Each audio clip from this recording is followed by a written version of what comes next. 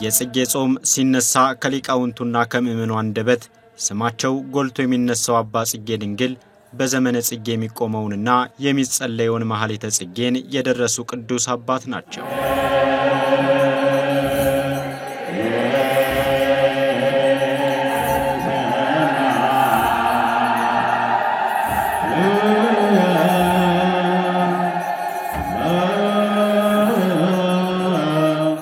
አባ ጽጌ ድንግል እመቤታችንን በልመና ቃል እንዲህ ይለምኗታል።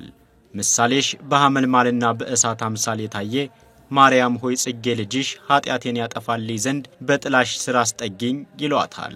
የእመቤታችን ቅድስት ድንግል ማርያም ፍቅር የበዛላቸው አባ ጽጌ ድንግል በመጀመሪያ ያላመኑ ያልተጠመቁ እንደነበሩ የቅድስት ቤተክርስቲያናችን የታሪክ መጽሐፍት ይነግሩናል። ከጊዜያት በኋላም አባ ጽጌ ድንግል በአቡነ ዜና ማርቆስ አማካኝነት በአብ በወልድ በመንፈስ ቅዱስ ስም ተጠምቀው ጽኑ ክርስቲያንም ሆነዋል። አባ ጽጌ ድንግል ለእመቤታችን ካላቸው ፍቅር ስንነሳ የፍቅር መነሻዋ እመቤታችን ናት።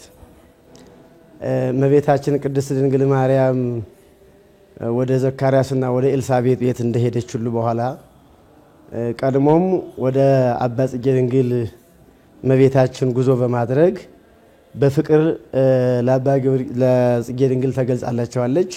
እጅግ በጣም የሚገርመው እንግዲህ አይሁዳዊ ነው አባ ጽጌ ድንግል። እንደ ቅዱስ ጳውሎስ እግዚአብሔር በልዩ መለኮታዊ ጥበብ ነው የጠራቸው። እመቤታችን ያዩዋት በጫካ ውስጥ በዛፍ አበባ ላይ ነው እመቤታችን የተገለጸችለት።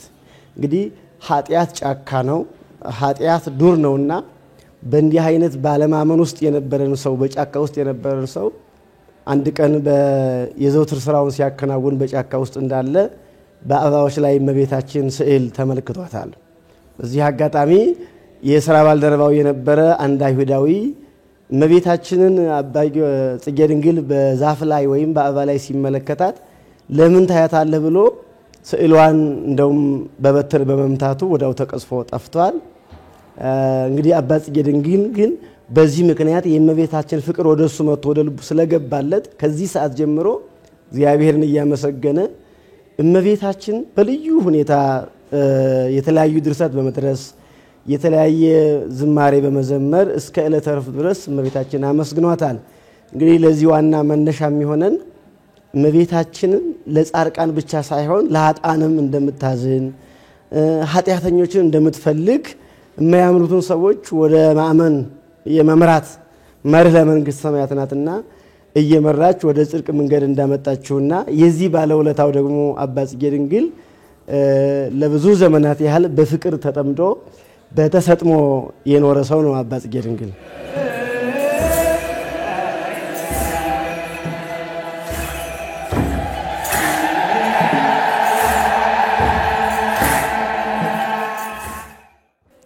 አባ ጽጌ ድንግል እመቤታችን መጀመሪያ የሚያገኘው አበባ ላይ ስለነበረ ፍቅሩ የተገለጸለት በኋላም በአበባ እየመሰለ እመቤታችን አመስግኗታል።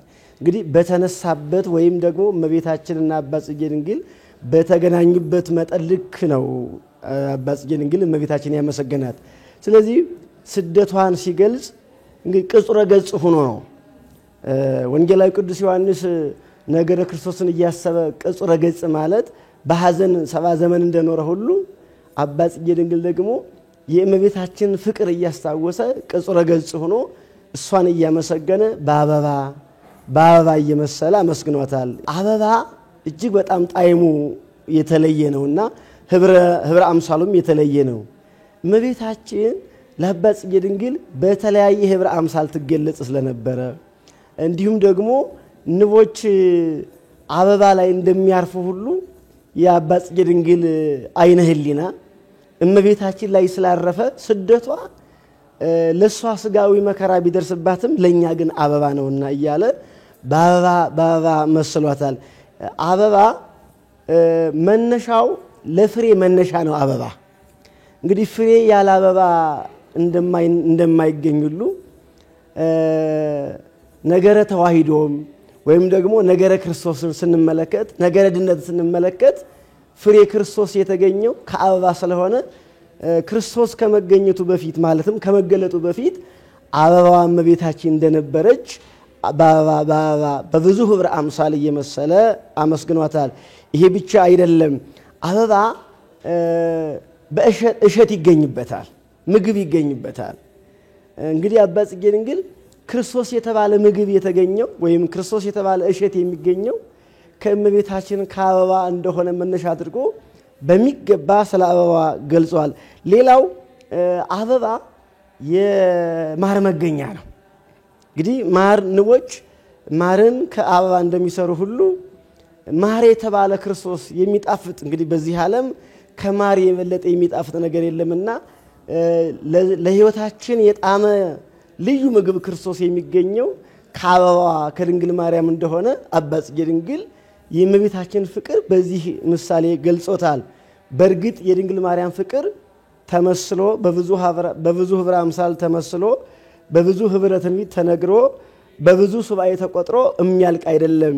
ለዚህ ነው እድሜ ልኩን ከተመረጠ ጀምሮ እስከ ዕረፍቱ ድረስ እመቤታችንን በአበባ እየመሰለ ያመሰገናት። ሌላው አበባ የክብር መግለጫ ነው። ሰዎች የሚወዱትን ሰው ፍቅራቸውን የሚገልጹት በአበባ እንደሆነ አባ ጽጌ ድንግል ደግሞ ከዚያ ከጫካ ከኃጢአት ካለማመን ከጨለማ የመረጥሽኝ የጠራሽኝ አንቺ ነሽ በማለት እኔ አንቺ ወደኔ መጣሽ እንጂ እኔ ወደ አንቺ አልመጣሁም፣ እንደ ኤልሳቤጥ የጌታዬ እናት እኔ ወደ አንቺ መምጣት ይገባኝ ነበር እንጂ አንቺ ወደኔ መጣሽ በማለት ይህንን እያደነቀ የክብር መግለጫ አበባ የሰዎች የወዳጅነታቸውን የፍቅር መግለጫቸውን በአበባ እንደሚገልጽ ሁሉ አባ ጽጌ ድንግል እመቤታችን ውለታዋን እያሰበ እንደ እሳት ፍቅሯ እየነደደለት የማይጠፋ እሳት በልቡ እየተቀጣጠለለት እመቤታችንን የፍቅሩ መግለጫ በአበባ እየመሰለ አስተምሮታል። ሌላው እንግዲህ አበባ የቤተ ክርስቲያን ምሳሌ ነው። አበባ የመስቀል ምሳሌ ነው። አበባ የተዋሕዶ ምሳሌ ነው። አባ ጽጌ ድንግል ወደ ቤተ ክርስቲያን የመጣው ወደ ተዋሕዶ ሃይማኖት የመጣው ወደ መስቀል ክብር የመጣው በእመቤታችን አማካኝነት እንደሆነ ቅድም እንደተናገርኩት ንቦች አበባ ላይ እንደሚያርፉ ሁሉ አባ ጽጌ ድንግል በነገረን መሰረት እኛ ኦርቶዶክሳውያን አይነ ህሊናችን መስቀል ላይ እናሳርፋለን። አበባ ላይ የሚያርፉ ንቦች ንብ እንደሚሰሩ እኛ ኦርቶዶክሳውያን ደግሞ መስቀል ላይ አይነ ህሊናችን አሳርፈን ዘላለማዊ የሚሆን የህይወት ማር እንሰራለን ማለት ነው። አባ ጽጌ ድንግል የነገረን ይሄን ነው። ቤተ ክርስቲያን ደግሞ የምትሰራው ንቦች አበባ እንደሚሰፍሩ ሁሉ እኛ ኦርቶዶክሳውያን አባ ጽጌ ድንግል እንደነገረን ቤተ ክርስቲያንን ዙሪያዋን ከበን ቁመን ነገር እግዚአብሔርን መማርና ማስተማር መቀደስና ማስቀደስ መዘመር እንዳለብን ለጸሎት መቆም እንዳለብን አባ ጽጌ ድንግል ቤተ መቅደስን ከበን መቆም እንዳለብን በሚገባ በሰፊው አምልቶ አስፍቶ ነግሮናል። እንግዲህ ኦርቶዶክሳውያን እኛ ኦርቶዶክሳውያን ልጆች መነሻችንም መድረሻችንም ዘላለማዊ የሚጣፍጥ ማር የሆነ ህይወት እንሰራ ዘንድ እንደ አበባ ቤተ ክርስቲያንን እንደ አበባ መስቀልን እንደ አበባ እመቤታችንን ከበን እነዚህን ሶስቱ ላይ ከበን ካልተገኘን ማር መንግስተ ሰማያትን ማንቀምስ መሆናችን አረጋግጦልናል። ማንኛውም ኦርቶዶክሳዊ አባ ጽጌ ድንግልን አንብቦ ተርጉሞ እንደነገረን አበባ የሆነችውን ቤተ ክርስቲያንን አበባ የሆነውን መስቀልን አበባ የሆነችውን እመቤታችንን ከበን በሷ ዙሪያ እንደ መላእክት እህትነነያ እናታችን ያችናት እህታችን ያችናት ወዳጃችን ይችናት እያልን ካላመሰገን በአማን እግዝእትነ በአማን መድኃኒትነ ብሏል ቅዱስ ያሬድም። የዘላለም ህይወት መድኃኒት የምትሆን ማርን የምናገኝባት እመቤታችን መሆኗን አባ ጽጌ ድንግል ነግሮናል። እንግዲህ ማር ጉልበት ይሆናል፣ ማር መድኃኒት ይሆናልና የኛ ጉልበት የኛ መድኃኒት ይሄ ዓለም ከሚያመጣው የኃጢአት በሽታ የምንፈወስባት ከጉስቁልና ከመላየት ከተንኮል የምንፈወስባት ማር መድኃኒት የምናገኝባት እመቤታችን መሆኗን አባ ጽጌ ድንግል በአንክሮ በተዘክሮ ገልጾልናል።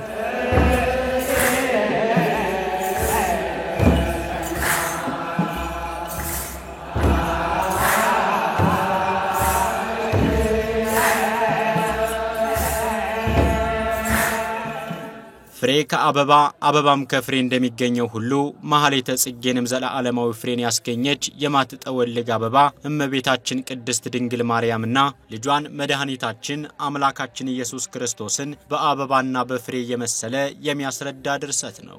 ማህሌተ ጽጌ እርሷን በአበባ ሲመስል ልጇን በፍሬ፣ እርሷን በፍሬ ሲመስል ደግሞ ልጇን በአበባ የመሰለ ይነግረናል። እንግዲህ ፍቅር ማለት ስለሚወዱት አንድ ነገር መተው ነው። በሰውኛ ፍቅር ሲገለጥ ስለሚወደው ሰው ብሎ አንድ ነገር ያደርግለታልና እመቤታችን የሚወዱ ምእመናን ሁሉ እመቤታችን የምትወደውን ነገር ማድረግ መቻል አለብን። እመቤታችን የምትወደው ደግሞ ፍቅር ነው። አንድነትን ትወዳለች፣ ጥላቻን ትጠላለች። ስለዚህ አንድ ሰው እኔ እመቤታችንን እወዳለሁ ካለ የምትወደውን ማድረግ አለበት፣ የምትጠላውን መተው አለበት። እመቤታችን ደግሞ ጥላቻን፣ ተንኮልን፣ ምቀኝነትን አልወድም ብላለች። አንድነትን፣ ፍቅርን፣ ሕይወትን ትወዳለች።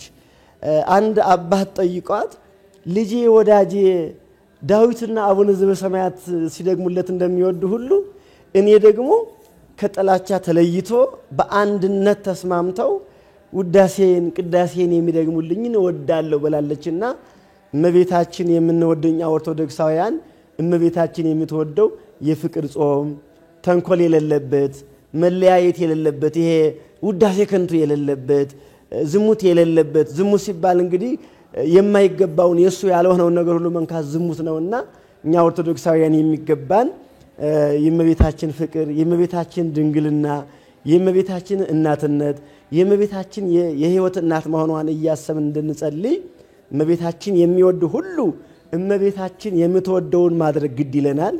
እኛ ኦርቶዶክሳውያን ሁለት አይን አለን፣ ውጫዊና ውሳጣዊ አይን አለን።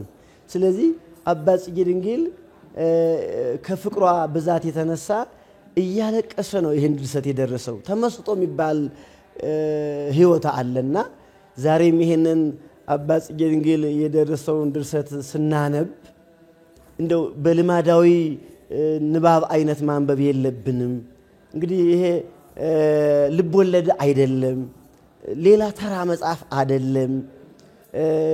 ከባህር ቢለቁት ውሃ ላይ ቢጥሉት ቀለሙ ሳይርስ ምንም ቀለሙ ሳይደበስስ የወጣ መጽሐፍ ነው። ከእሳት ላይ ቢጥሉትም ጽዳው ሳይቀነብር ምንም ጉዳት ሳይደርስበት የወጣ መጽሐፍ ነው። እንግዲህ ሙት የሚያስነሳ መጽሐፍ ነውና በእውነት በኃጢአት ያለን ሙታን ዓለም ያለን እኛንም ከሙት የሚያስነሳ መጽሐፍ ከመሆኑ የተነሳ በኃጢአት የወደቅን እኛ የምንነሳበትን መንገድ እያሰብን መጽሐፉን ብናነበው እጅግ በጣም የለውጥ መንገድ የሚሰጥ መጽሐፍ መሆኑን ማሰብ መቻል አለብን። በልማድ ከሆነ ግን ይሄንን መጽሐፍ ማንበቡ፣ መጸለዩ፣ መጾም ሆነ ጸሎቱን ማድረሱ ጥያቄያችን ልማዳዊ ነው የሚሆነውና በእመቤታችን የማይፈታ ምስጢር የለም፣ የማይፈታ ትርጉም የሚያጣ እንቆቅልሽ የለምና የአባ ጽጌ ድንግል ያን የጨለማ እንቆቅልሽ የፈታች እመቤታችን እኛንም በእያንዳንዳችን ሕይወት ያለው እንቆቅልሽ ይፈታና ትርጉሙን ያገኝ ዘንድ በእውነት ከልብ በመነጨ ፍቅር ልናነበው ይገባልና ሕይወትን የሚቀይር መጽሐፍ ነው። ታሪክ የሚለውጥ መጽሐፍ ነው። የሕይወታችን ጨለማ የሚያነጋ መጽሐፍ ነው። መራራውን ሕይወት የሚያጣፍጥ መጽሐፍ ነው። እንዲሁም በሥራ ዓለም፣ እንዲሁም በንግድ ዓለም፣ በትዳር ዓለም፣ በትምህርት ዓለም ላሉ ወገኖቻችን ለመንገደኞች ስንቅ ነው ይሄ መጽሐፍና ይሄን መጽሐፍ ለሚያነቡ ሁሉ ብዙ ምስጢር ይገልጻል። በሕይወታችን ያጣነውን ሁሉ ምስጢር የሚገልጽ መጽሐፍ ነው። ይሄ የጨለማ መጋረጃን የሚገልጽ መጽሐፍ ነው። የተለያዩ የችግሮች ቁልፍን የሚፈታ መጽሐፍ በመሆኑ አባቶቻችን እንዲሁም ደግሞ እና አባ ጊዮርጊስ ዘጋስጫም ይሄንን ሐሳብ አንስቶ በመላት በስፋት ተናግረውታልና ለየት የሚለው ኢትዮጵያውያን ሊቃውንት ተባብረውበታል። በዚህ መጽሐፍ ኢትዮጵያውያን ሊቃውንት ተርጉመውታል ተናግረውታል በብዙ ህብረ አምሳል በብዙ ትንቢት ተናግረውታል ሱባኤ ቆጥረውበታልና እንደው ከልማዳዊ ህይወት ወጣ ብለን በሚገባ ሆነን ከተንኮል ከክፋት ከኃጢአት ከመለያየት ወጥተን ይሄንን መጽሐፍ ብናነበው ምንድነው ያለው ዮሐንስ አፈወርቅ አንተ የምታነበውን ካልሰማሃው ያንተ ልማብና ያንተን ጸሎት እግዚአብሔር አይሰማህም ነው የሚለውና የምናነበውን የምንጸልየውን ስለመቤታችን የተደረሰውን ድርሰት ውሳጣዊ ጆሮአችን እየሰማ መሆን መቻል አለበት አይናችን የሚያየውን አንደበታችን የሚናገረውን ውሳጣዊ ጆሮአችን እየሰማ ነው ይሄንን መጽሐፍ ካነበብነው አማን በአማን ለህይወታችን ለውጥ የሚያስገኝ በመሆኑ የዘላለም ፈውስ መድኃኒት የሚያስገኝ በመሆኑ በሚገባ ሆነን እንድናነበው መልእክቴን አስተላልፋለሁኝ እመቤታችን ቅድስት ድንግል ማርያም ከተወደደ ልጇ ጋር ወደ ግብጽ በተሰደደች ጊዜ የቀን ሐሩር የሌሊት ቁር እየተፈራረቀባት እሾህ እየወጋት እንቅፋት እየመታት መውጫና መግቢያው በማይታወቅ በረሃ ውስጥ ልጇን ከሞት ለማዳን ብዙ ችግሮችን አይታለች ማር ይዞ የሚራብ የለም ማር ይዞ የሚሰደድ የለም ይከበራል እንጂ አባ ጽጌ ድንግል የሚያስታውሰው ይሄንን ነው እመቤታችን ማር ይዛ የሚበላ ይዛ መድኃኒት ይዛ የረሃብ መድኃኒት ይዛ እሷ ግን ተርባለች ለዓለሙ ሁሉ የህይወት ጣዕም የሚሆነውን ክርስቶስን ታቅፋ መላእክት ቅዱስ ቅዱስ ቅዱስ እያሉ የሚያመሰግኑትን አምላክ በጀርባዋ አዝላ በክንዷ ታቅፋ የድንግልና ጡቶቿን ያጠባች የምታጠባውን አምላክ ይዛ እንግዲህ ተሰዳለች ይሄ ማለት የመጀመሪያው ሰው አባታችን አዳምና ሔዋን ከገነት ተሰደው ስለነበረ እመቤታችን ደግሞ ያንን ማር የሆነውን ጣፋጭ ህይወት አዳም ስላጣ እመቤታችን ማር የሆነውን የሚጣፍጠውን ህይወት ልትሰጠን ማር ክርስቶስን ታቅፋ ተሰዳለች ምንድነው የሚለው መጽሐፋችን ጉዮተ ሕፃን አውገዮ ለዲያብሎስ የሕፃኑ መሰደድ ዲያብሎስን ከኛ ህሊና አሰደደው ማለት ነው አባ ጽጌ ድንግል ክብር ምስጋና ለሱ ይሁንና በረከታቸው ይድረሰንና ያባቶቻችን ሕፃኑ በድንግል ማርያም እቅፍ ሆኖ የተሰደደው አው በገነት እቅፍ የነበረው አዳም ስለተሰደደ ከተሰደደበት ሊመልሰው ሕፃኑ ክርስቶስ በድንግል ማርያም እቅፍ ሆኖ ተሰዷልና የሷ መሰደድ እኛን ከስደት ሊያድነን መሆኑን ምክንያቱም አባ ጽጌ ድንግል በስደት ዓለም ነበር የነበረው ይሄ ማለት ባለማመን ስደት በኃጢአት ስደት የነበረ ሰው ስለነበረ ከዚያ የስደት መከራ የመለሰችው እመቤታችን ስለሆነች ዛሬም በኃጢአት ስደት ዓለም ያላችሁ ሰዎች ባለማወቅ ስደት ላይ ያላችሁ ሰዎች ከስደት የምትመልሰው እመቤታችን ተሰዳለችና ስደቷን እያሰባችሁ ፍቅሯን እያስታወሳችሁ ጣዕሟን በአንደበታችሁ ፍቅሯን በልቦናችሁ ብታስቡት ከተሰደዳችሁበት የመከራ ዘመን ትመለሳላችሁ በማለት አባ ጽጌ ድንግል በሚገባ ያሳውሰናልና እመቤታችን እንደተሰደደች እኛም በእውነት እንግዲህ መሰደድ መቻል አለብን ክርስቲያን በሄደበት መንገድ አይመለስም ያ ማለት ዛሬ በኃጢአት መንገድ ተጉዘን ከሆነ ከኃጢአት ተሰደን ወደ ጽድቅ መመለስ መቻል አለብን በተንኮል መንገድ ያለ ሰው ከተንኮል ተሰዶ ወደ መልካምነት መሰደድ መቻል አለበት ስለዚህ ከኛ ኦርቶዶክሳውያን በተለይ ደግሞ እመቤታችን ከሚወድ ሰው የሚገባው ሁላችንም ካለንበት መጥፎ ህይወት ተሰደን ወደ መልካም መሻገር መቻል አለብን ማይበሎ ጀቡን በድንግል ማርያም መርከብነት መሻገር መቻል አለብን እንዲሁም ደግሞ የኃጢአቱን ዓለም ተሻገረን ጉዟችን ወደ መልካምነት የሚያሻግር በመሆኑ እመቤታችን መርከብ ናት እመቤታችን የሁላችን መሻገሪያ ናትና ከክፉ ነገር ተለይተን እንድንሻገር አደራላለሁኝ ሰላም እግዚአብሔር ከሁላችን ጋር ይሁንልን የእመቤታችን አማላጅነት ሁላችንም ይርዳን መሻገር እንድንችል ከኃጢአት ተሰደን ወደ ጽድቅ እንድንሻገር እግዚአብሔር ይርዳን